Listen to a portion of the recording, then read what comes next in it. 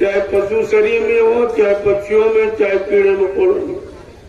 ये 6 कर्म तो सभी करते हैं, लेकिन संत महापुरुषों का नहीं, मानव जीवन सत्कर्म के लिए मिला। 7वां कर्म, 6 कर्म तो आप रोज करते हो, लेकिन 7वां कर्म है कि तुम्हारी जीवात्मा जगे और परमात्मा से मिले और हमेशा के लिए अपने घर मंडल मुकाम को चली जाए। ये है 7वां कर्म और उसको कहते हैं भजन। ये जीवात्मा से किया जाता है भजन। और मन बुद्धि चित्त से आप संसारिक भौतिक कार्य करते हो।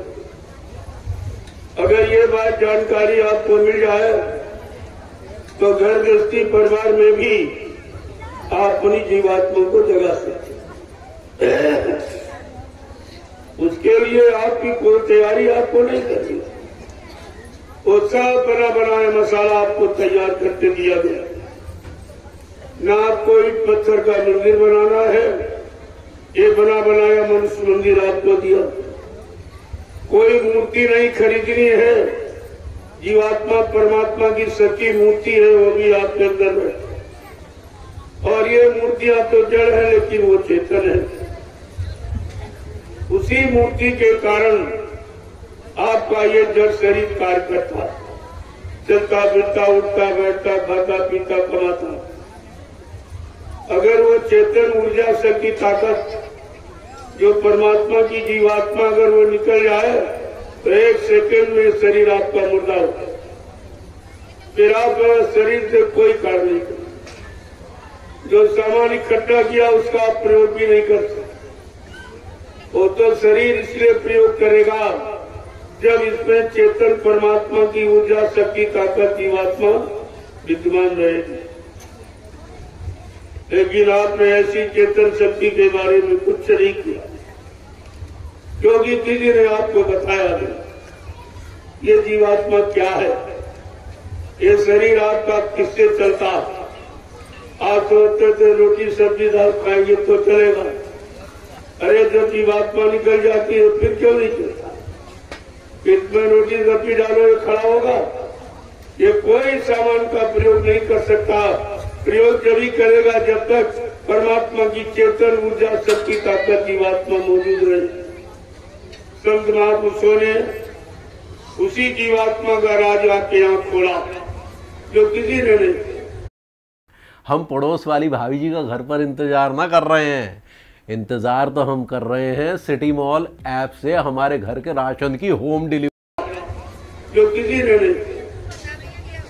न ऋषि मुनियों ने खोल पाया, न योगी योगेश्वरों ने खोल पाया, न ब्रह्मचारियों ने खोल पाया, न अवतारी शक्तियों ने खोल पाया, न ज्ञानी विज्ञानियों ने खोल पाया।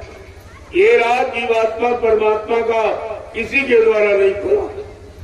ऐसा मालूम पड़ता है कि इनको ये अधिकार प्राप्त नहीं था, या तो इनको जानकारी नहीं थी या इनको ये अधिकार नहीं दिया गया था कि आपने त्रिलोक मंडल में जीवात्मा के बारे में कुछ चर्चा करा। तो सब बिल्कुल मौन रहे, किसी ने कुछ। लेकिन कलयुग में जब संत पधारे तो उन्होंने ये नवीनतम रास्ता आपके लिए खोला कि जीवात्मा सतलोक सचखंड से आई। और कैसे आई तो उसके बारे में थोड़ी जानकारी ले लीजिए आप। यदि अब आपको बहुत पहले ये मथुरा में जानकारी दी गई, लेकिन आप भूल गए। जब गुरु के सारे वचन भूल गए तो आप जानकारी भी भूल गए। तो मैं आपको इशारा करके बता दूं कि एक बार जीवात्माओं के अंदर एक इच्छा उठी कि नीचे के लोगों में क्या हो। वो समझती थी शायद इससे अच्छा कोई लोग हो लीजिए। उसने मालिक से प्रार्थना की, एक बार उनको नीचे के लोगों में भेज दी। सतपुरुष ने बहुत टेढ़ा समझाया कि देख पागल मत बन, नीचे के लोगों में कुछ जो सबसे नीचे है और सबसे खराब वो है काल माया का देश। वहाँ जन्म है, मरण है, सुख है, दुख है, रोग है, भोग है, ये सब मतलब नहीं। लेकिन इतनी प्रेरणा मजबूत भर दी थी, वो बार बार कह रही नहीं नहीं मालिक एक बात दया कर दी थी। कहा ठीक, अगर नहीं मानती हो तो चली जाओ। तो लेकिन ऐसे नहीं, फिर भी उसको आधार देके, काय का आधार नाम, यही नामदान ये आधार है।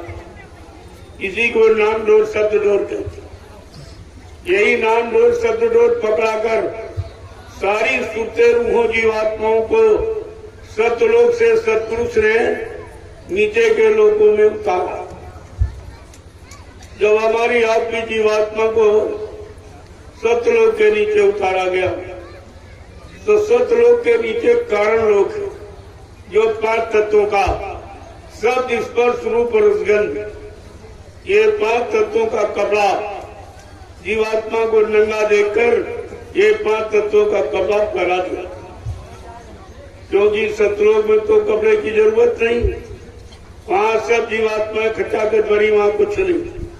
लेकिन सतलोक के नीचे किसी लोक में जब उतारा जाएगा तो बिना वस्त्र के नहीं भेजी जाएगी। तो ये नंगा देखकर जीवात्मा को इस पांच तत्वों का कपड़ा पहना दिया गया, सब जिसपत रूप रसगंध।